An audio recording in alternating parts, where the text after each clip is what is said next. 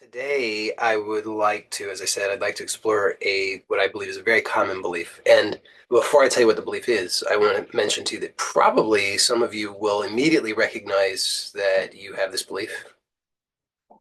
And that will be great because then we can explore that and you'll recognize how it's applicable and useful for you.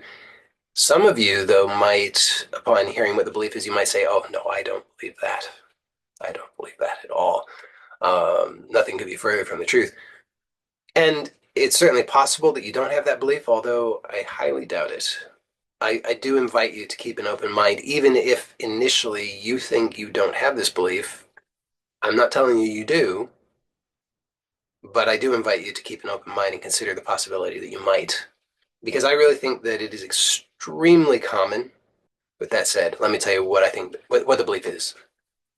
The belief is life is against me. Life is against me. So, as I said, many people will immediately recognize that you have that belief. Life is against me, and so if you know that you have that belief, then you're in the right place because we're gonna explore that and perhaps, well, certainly invite you to the possibility of something new, which I think will be much more wholesome, much more useful. If you think that you don't have that belief, then, like I said, keep an open mind because I think that you might be surprised to discover that you do have that belief. This belief that life is against me, of course, could show up in a lot of different ways. So you might not commonly often have that particular thought of life is against me. However, um, notice, do you ever have thoughts or fantasies about how you're going to end up, destitute, all alone, toothless, homeless, penniless, losing your health, without love, these kinds of things? Any variations on the theme? Do you ever have the sense that you're all alone? That it's a struggle for you to eke out your existence? You ever have a sense that like other people have what they need, but you don't? Maybe you have thoughts like it's unfair. Now, this is not meant to be an exhaustive list of the kinds of variants, but I would suggest that those are all indicators of the same kind of belief. So this belief, which I'm just going to describe as life is against me. This belief is, well, I mean, obviously I say obvious. I think it's pretty obvious that it's quite uncomfortable, even painful to have that belief. If you are aware that you have that belief, you're probably aware that it occupies a lot of your time and energy.